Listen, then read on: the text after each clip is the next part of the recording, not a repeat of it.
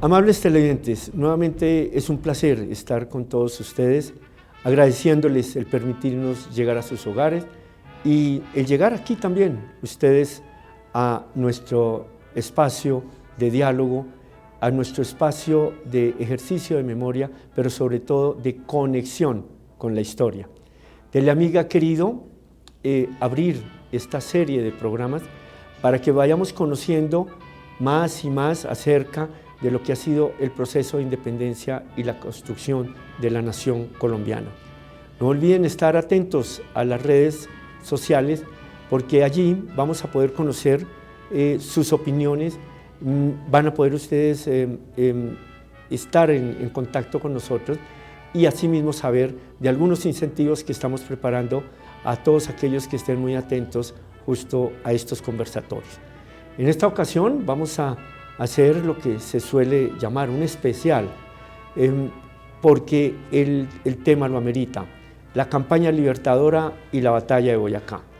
200 años hace que se logró toda esta gesta emancipadora.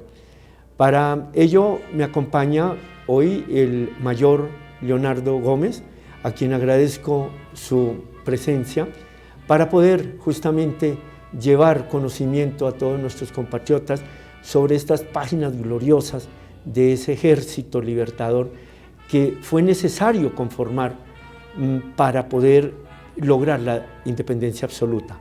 Hemos estado recordando en espacios anteriores todos esos otros momentos, todo ese tiempo de grito de independencia, de Primera República, luego de Reconquista Española, régimen del terror, que va terminando con toda una generación ilustre de neogranadinos y quienes logran agruparse en los llanos orientales y allí al mando del general Santander se van organizando para poder venir a enfrentar a los españoles que habían llegado con todo el peso de las armas a doblegar y a reconquistar pues estos territorios para España. Bueno, Mayor, debemos entonces situarnos en qué espacio, en qué tiempo, para poder dar comienzo a esta narración de lo que es la campaña libertadora. Bueno, David, un cordial saludo a usted, un cordial saludo a nuestros televidentes. Respecto a la pregunta, debemos ubicarnos en un espacio temporal que es 1819. Es el año crucial en el cual se va a dar nuestra campaña de independencia hasta llegar a la batalla de Boyacá y después la ocupación de Santa Fe. Ese es el espacio temporal en el que nos vamos a ubicar. Bueno, punto de partida, algo que muy olvidado, que es el momento en que se toma la decisión. Normalmente oímos hablar el ejército que parte de los llanos, pero a ver, ¿de qué lugar de los llanos y en qué momento? Entonces, tenemos que tener presente 23 de mayo. Bueno, 23 de mayo en la aldea de los 70, eso es territorio venezolano. Recordemos, el ejército libertador se va a conformar por dos grandes organizaciones, una división de vanguardia y una de retaguardia. La división de retaguardia viene desde Angostura y en ese recorrido hacen un alto en el camino, después de haber tenido unos encuentros también en Venezuela, pero el 23 de mayo es el momento donde se puede decir que se inicia formalmente la campaña de independencia por la Nueva Granada.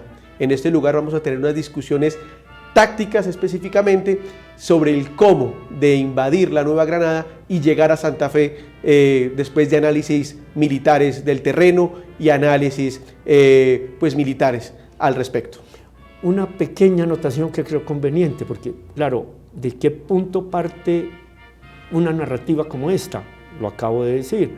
Bueno, tomando ya el punto de la aldea de los 70, tal vez quepa decir cómo tiempo atrás Bolívar, en la ciudad que ya han mencionado, en Santo Tomás de la Nueva Guayana, en la Angostura del Orinoco, allá el Congreso de Angostura lo ha investido como presidente y como comandante en jefe, y él viene ya a organizar el ejército, y tiempo atrás ya tenía en mente que definitivamente había que adelantar esta campaña, era por el territorio de la Nueva Granada, y eso hace que se llegue a la aldea de los 70 y se tome esa determinación. Perfecto, sí. Digamos, él ha tenido una campaña fallida en el 18, en Venezuela. Y esta campaña lo obliga a reforzarse. Y ve en los granadinos ese refuerzo militar que necesita para consumar ese objetivo de la independencia. Toma esa decisión, llega a la aldea de los 70. En la aldea de los 70, obvio, ha existido un intercambio de cartas entre los diferentes líderes y caudillos militares de la región, en donde también aceptan el liderazgo de Bolívar. En ese caso, Francisco de Paula Santander lo acepta, ¿cierto? Y en ese orde de ideas aceptan la conformación de dos grandes cuerpos, que va a ser el de vanguardia, que va a ser liderado por Santander, el de retaguardia por Anzoátegui y todo el componente por Bolívar. Eso es básicamente. La decisión se toma, y un pequeño detalle, en ese grupo no está Santander. Él se encuentra con su ejército, de inmediato Bolívar lo notifica, enseguida Santander hace una proclama y se inicia ya el desplazamiento para formar un solo ejército. Sí. Ahí avanzamos entonces hasta...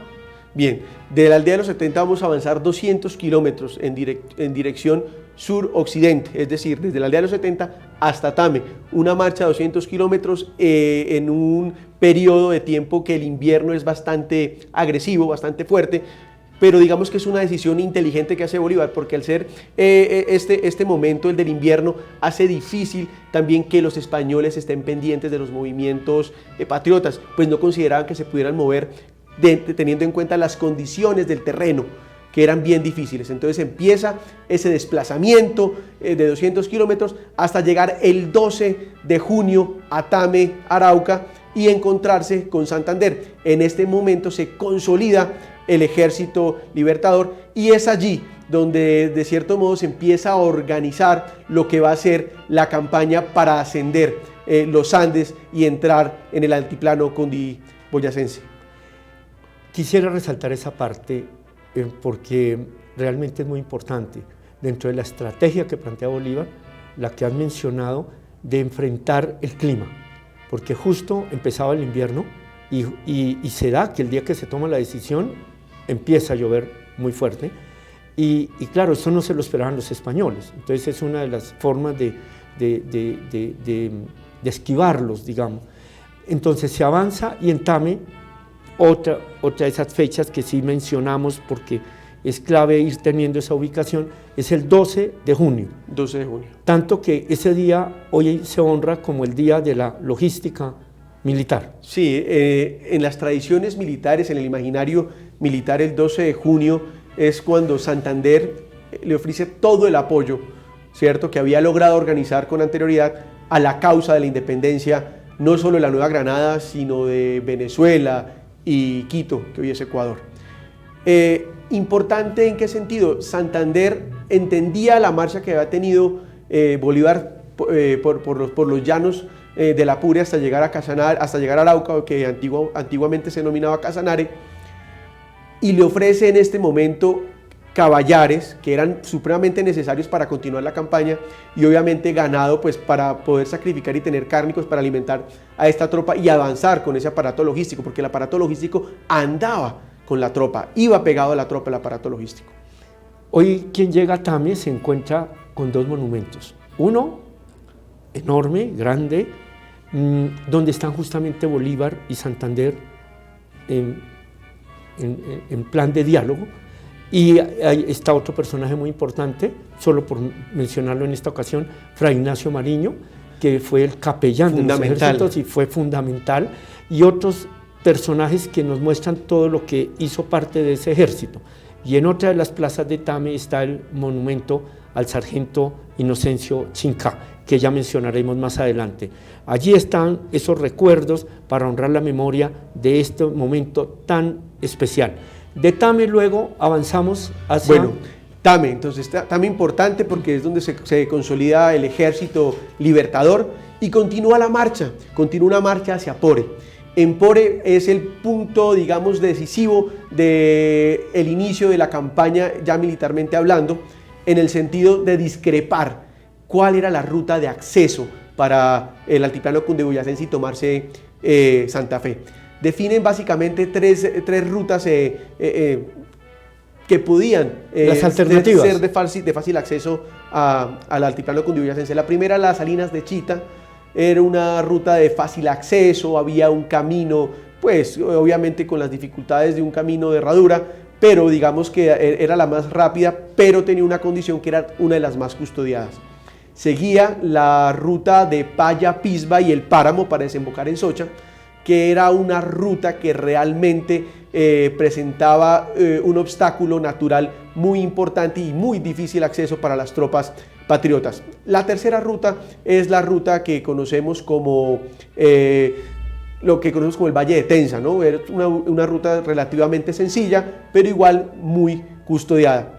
Se llegó a contemplar una cuarta ruta, que fue la ruta por donde tuvieron que, digamos, huir las tropas y los patriotas en el momento de la reconquista, que era la ruta de Gramalote al páramo de Sumapaz y entrar por Usme al sur de Santa Fe. La tuvieron, pero obviamente también tenía dificultades en cuanto al tema de enfrentarse a mayor cantidad de tropas realistas. Entonces, en esa discrepancia de cuál ruta van a tomar, obvio van a tomar la decisión de la segunda ruta, que era Paya-Pisba, teniendo en cuenta que era la ruta menos custodiada por tropas realistas. Refiriendo a estas rutas, cabe preguntarnos, bueno, ¿las rutas para qué objetivo? El objetivo era llegar al terreno, al altiplano cundiboyacense, Santa Fe específicamente, para poder objetivo buscar final. El objetivo final era sí. la capital. Sí, era el centro de poder del virreinato, ahí estaba el virrey Sámano.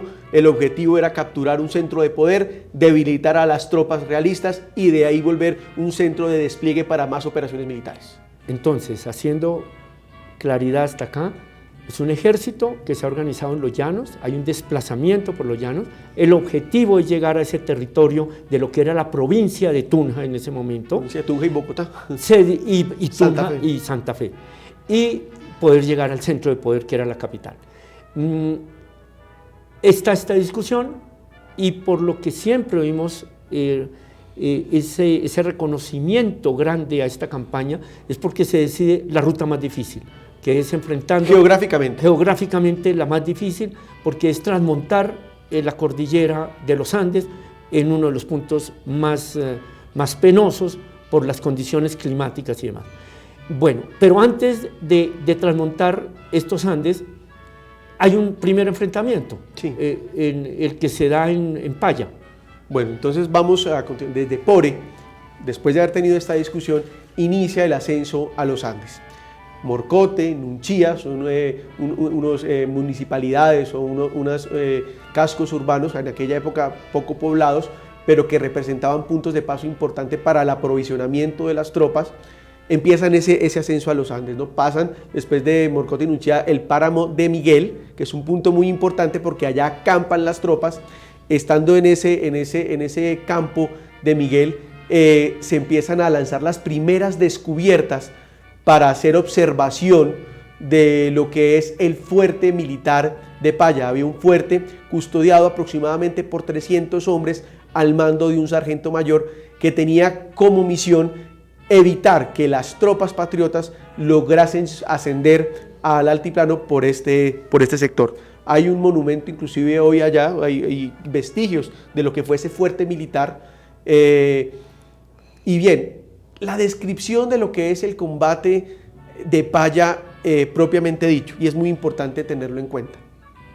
Son 300 hombres, las tropas patriotas llegaban a ser aproximadamente 2.000, 2.200, pero no se va a utilizar a todas las tropas para vencer a estos 300 hombres, solo van a participar 2 batallones, el primero el batallón Cazadores y el segundo el batallón Guías. Van a hacer una maniobra de distracción con la caballería que se va a lanzar hacia la parte urbana o el casco urbano y aproximadamente a unos 800 metros de esta población quedaba el fuerte que se conoce hoy como las Termópilas de Paya. En estas Termópilas había un fuerte componente militar. Entonces lo que van a hacer es lanzar una maniobra de distracción para que las tropas o la mayoría de las tropas abandone el fuerte, salga del fuerte y avance sobre la población, para de esa forma el batallón Cazadores entrarse en el fuerte militar, ocuparlo y de esa forma hacer una encerrona a las tropas realistas que tienen que huir por el puente que comunica a Paya al camino hacia Labranza Grande. Entonces ahí es la primera victoria militar que se tiene en la campaña en tierras granadinas. Y que está con el liderazgo de Francisco de Paula Santander, en esencia, es quien va a liderar esta maniobra, y muy importante las acciones y el liderazgo que asumió el coronel Arredondo al mando del batallón Cazadores, que sin lugar a duda se va a constituir como el batallón más sacrificado y heroico de la campaña de independencia. Y este triunfo, por supuesto, alimentó ese entusiasmo que había que prender en estas tropas para poder dar el paso por el páramo de Pisba. Claramente, termina este combate, las tropas que participaron regresan al cuartel general en los Llanos de Miguel y continúan discutiendo si continúan o no continúan. Por, digamos, la persuasión que tiene el padre Fray Ignacio Mariño, digamos, él logra persuadir a las tropas, las convence, porque la gente estaba teniendo dificultades, pues dificultades obvias, porque eran tropas que venían de unos climas más cálidos, más tórridos, y empezar a enfrentarse el frío empezaba a hacer mella. Entonces ahí, a pesar de que se había ganado con lujo de detalles, las tropas empezaron a dudar por el tema del equipamiento.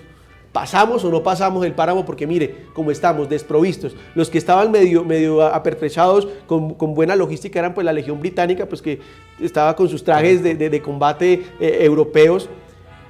Pero lo importante es que se logra tomar la decisión de continuar la campaña y ascender el páramo. Decisiva aquí la intervención de Fray Ignacio Mariño, y ahora el ejército entonces emprende ese cruce de Pisba y se hace durante varios días para llegar a un punto clave que es Socha, donde retomaremos ahora este trasegar por esa ruta libertadora.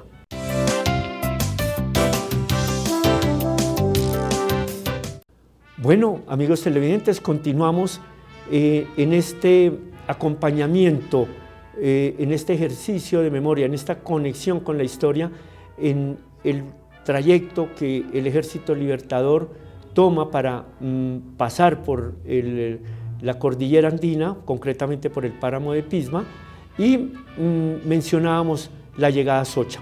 Este desplazamiento desde luego se hace en varios días porque hay una vanguardia, hay una retaguardia, pero nos ubicamos entonces, mayor, ya llegando a Socha. Bien. Lo que allí se desenvuelve. Bueno, vamos a terminar Paya.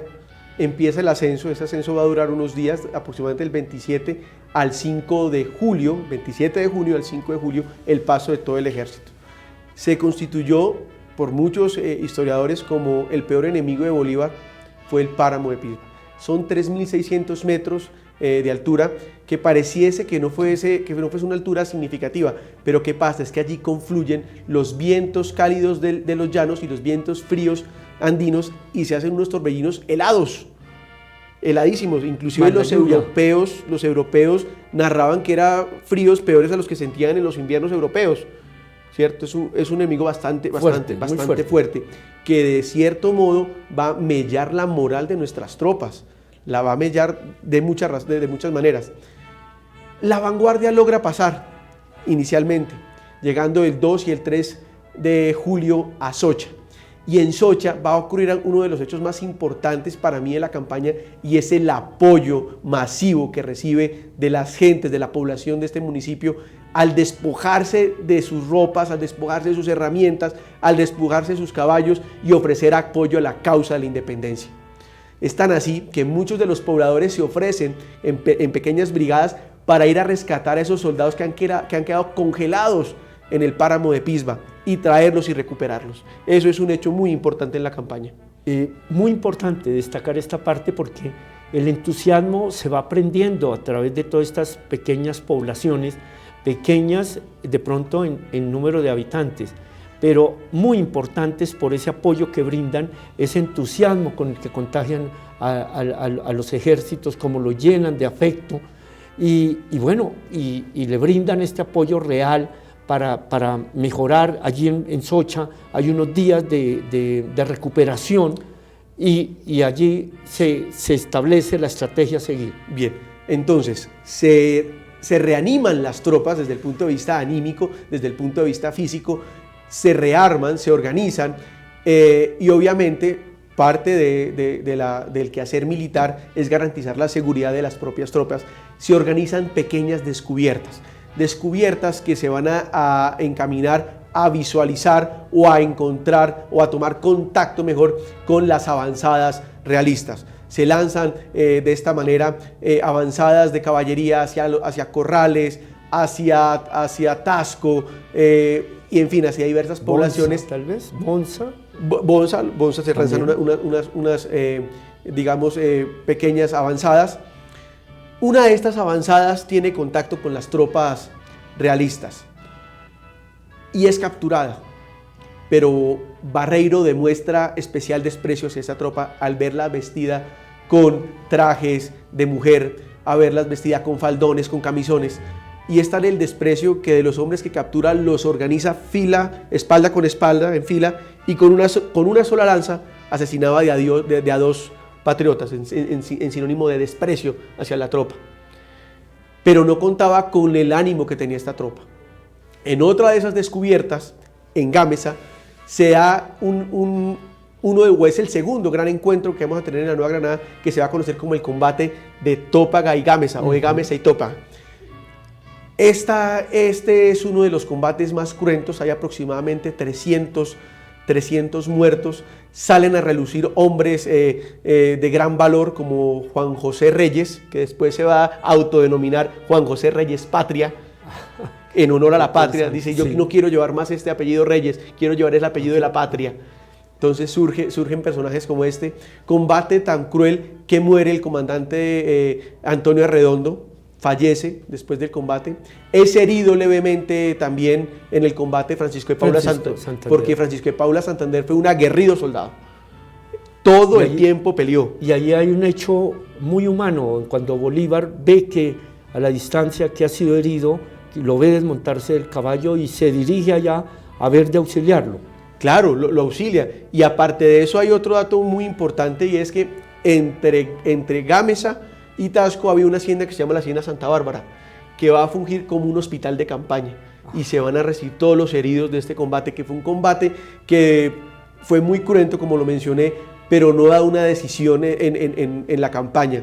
Fallecen muchísimos realistas, fallecen muchísimos patriotas, pero hay algo muy importante, y es que a partir de este combate Barreiro entiende que las tropas a las que se está enfrentando son tropas muy aguerridas, tanto así que en una de sus cartas al virrey Sámano advierte que si está bien, no se visten como las mejores tropas del rey, ni tienen toda la ostentosidad, pelean mejor.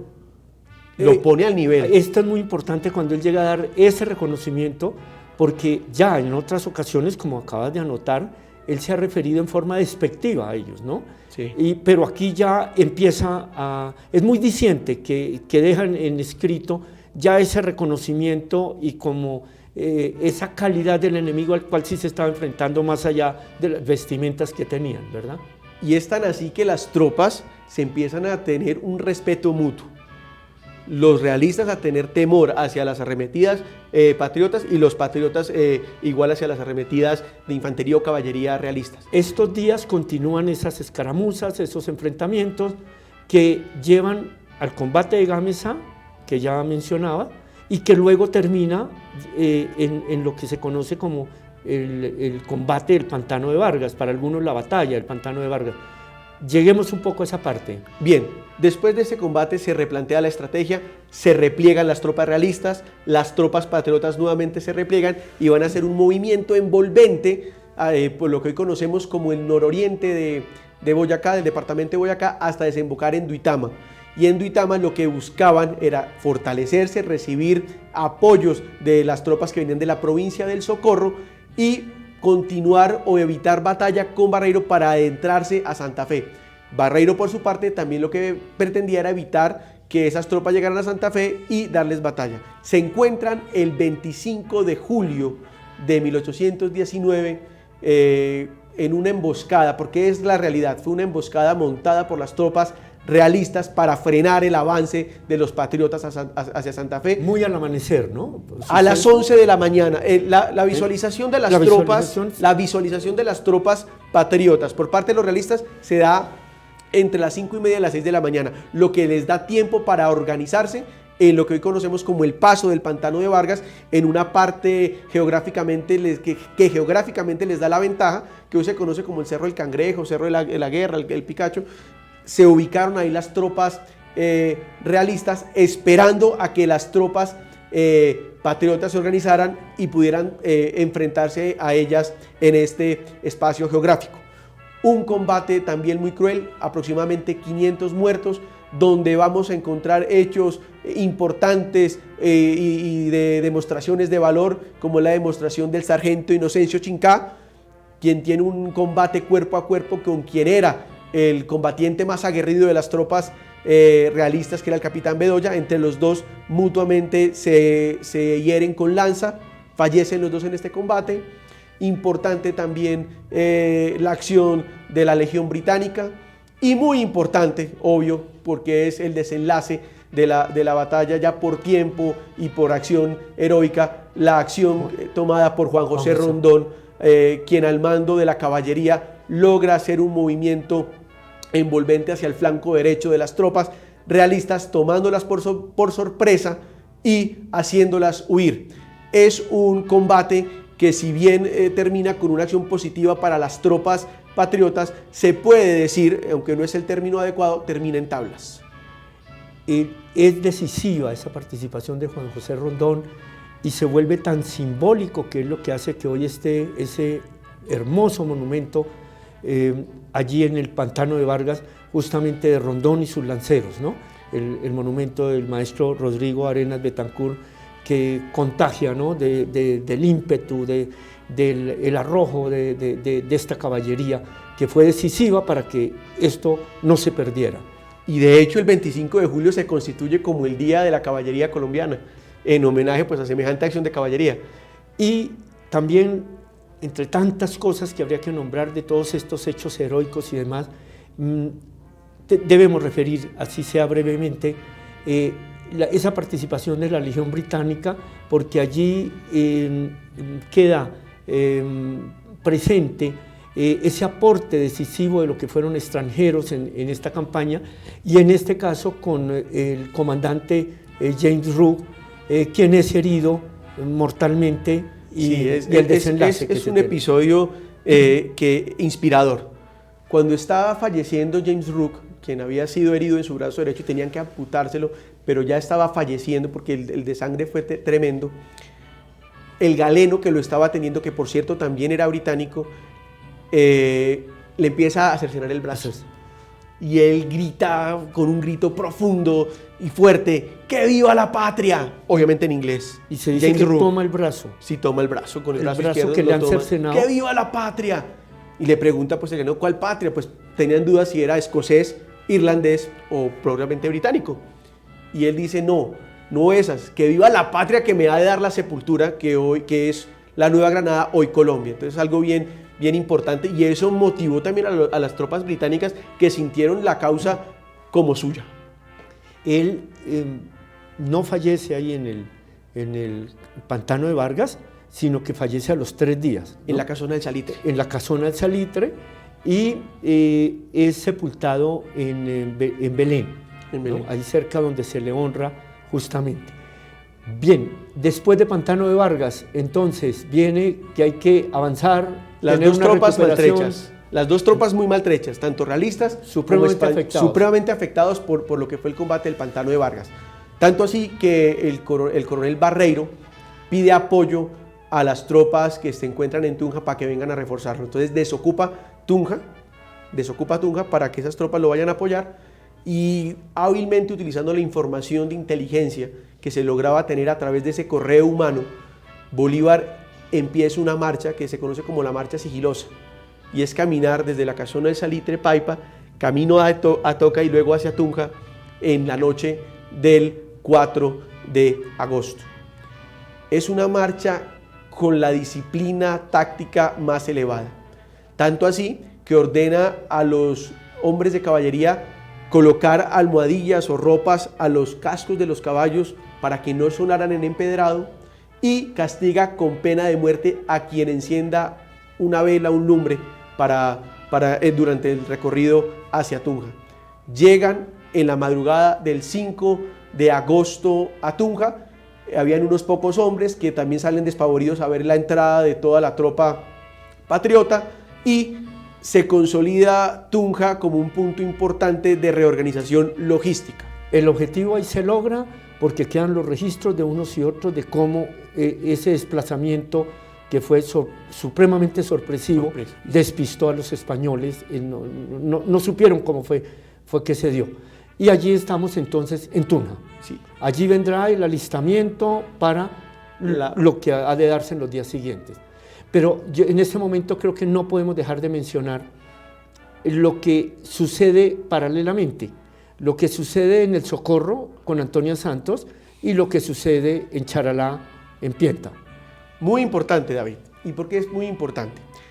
Las tropas realistas se encontraban concentradas en la tercera división, en lo que hoy conocemos como Boyacá, pero también tenía una dispersión importante de tropas en las diferentes provincias de lo que se conocía como el virreinato.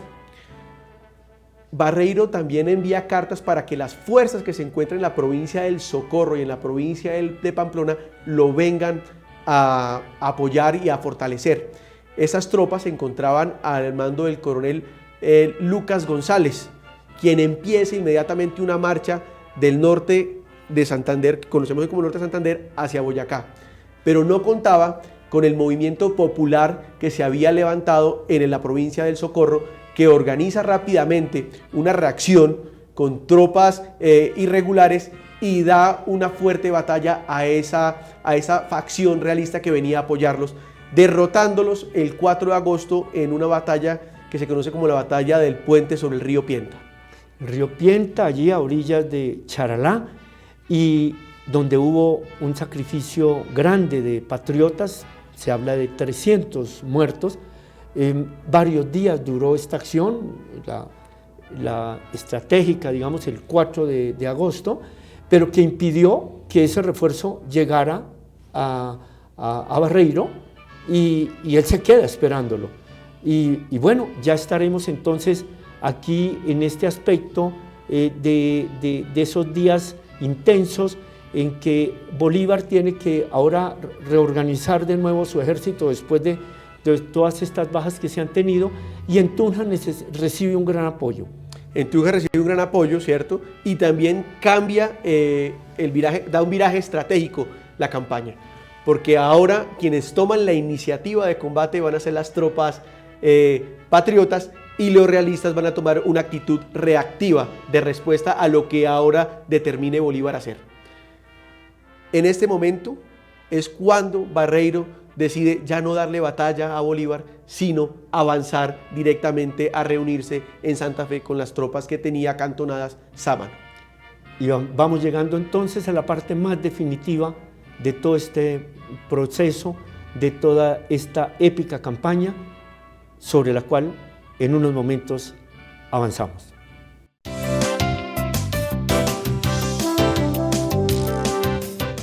Bien, amigos televidentes, continuamos en este periplo de conocer, que nos permite conocer, acercarnos a toda esta gesta heroica que fue la que se dio con el Ejército Libertador, y por eso vamos entendiendo el porqué de este nombre y esa referencia con que ha quedado en los libros, en los anales de la historia.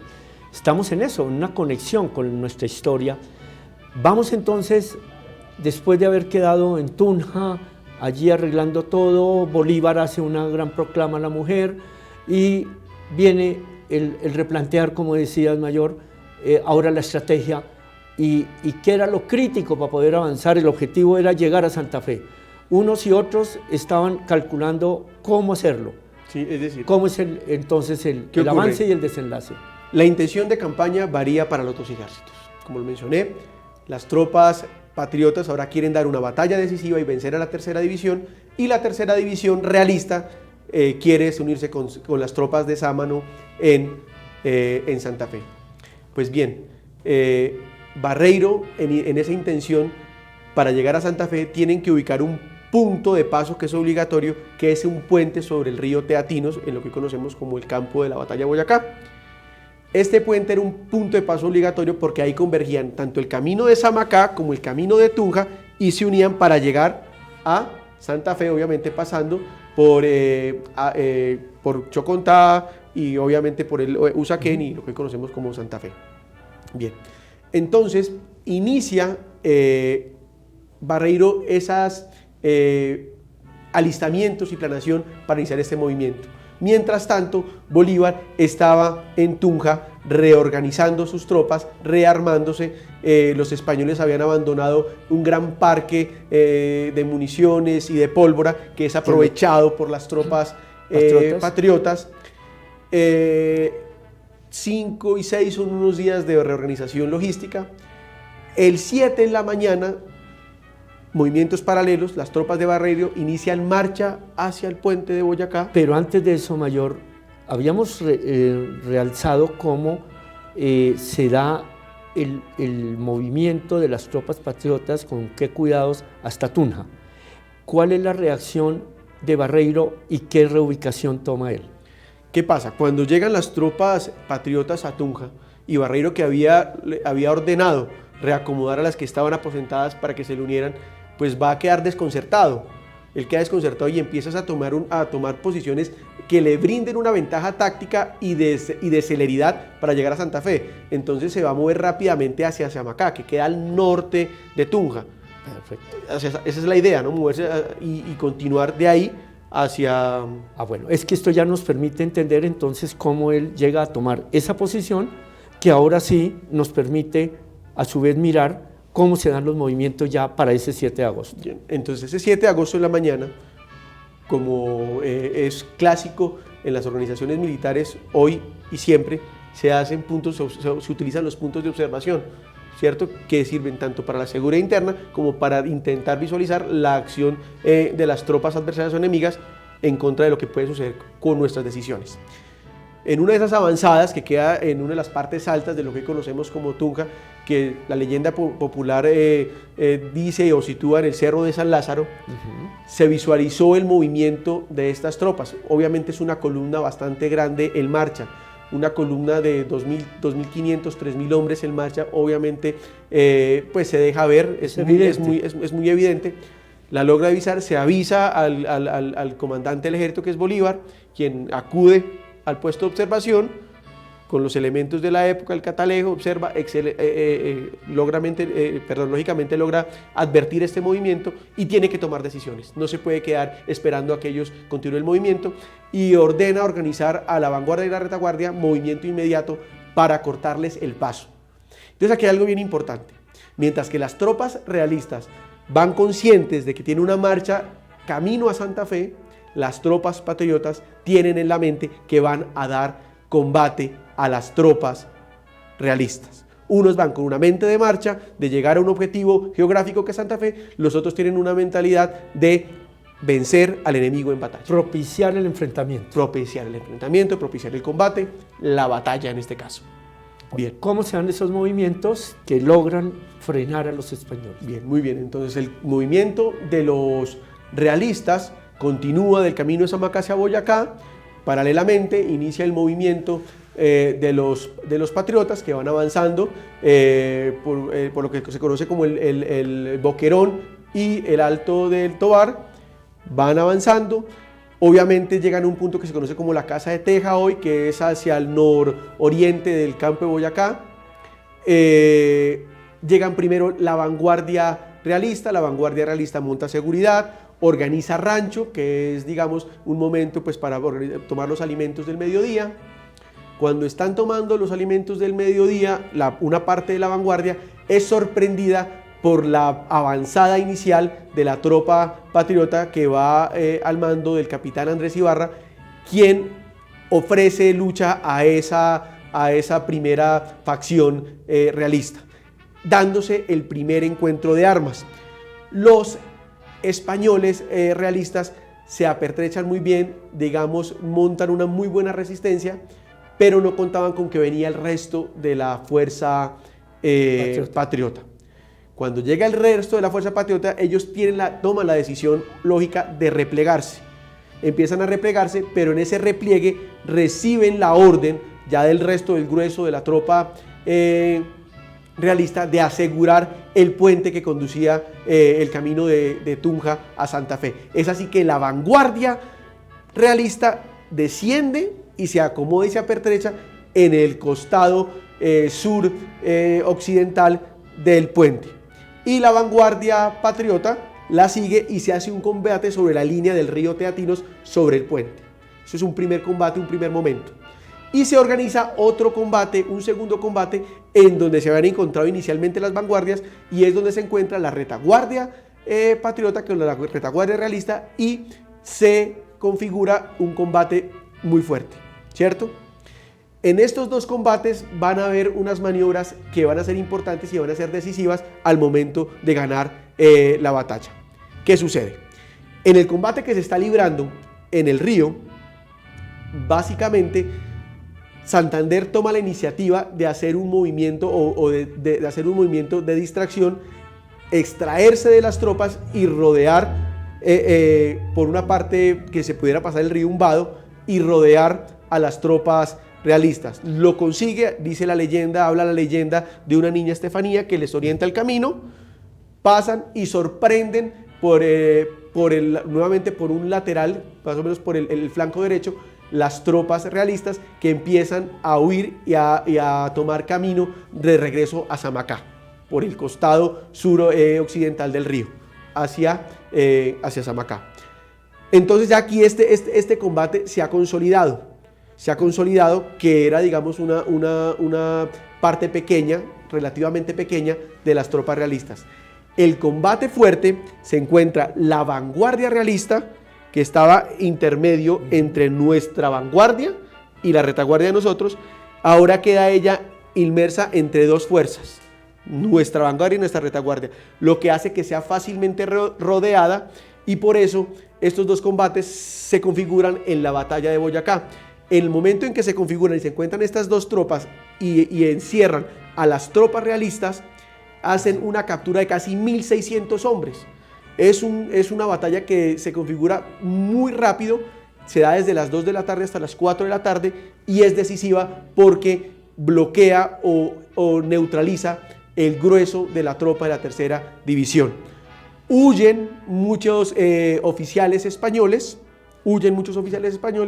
otro tanto, no mucho, de las tropas que habían combatido. Por parte de las tropas patriotas tenemos 13 muertos y 50 heridos aproximadamente. Por cuenta de las tropas realistas vamos a tener más de 100 muertos, 150 heridos y 1.600 capturados. Y un buen número de comandantes realistas son prisioneros. Son prisioneros, pero escapa el más importante, que es Barreiro, con Jiménez. Dejémoslo ahí y ya vamos a ver dónde volvemos a encontrar a Barreiro después de esta breve pausa.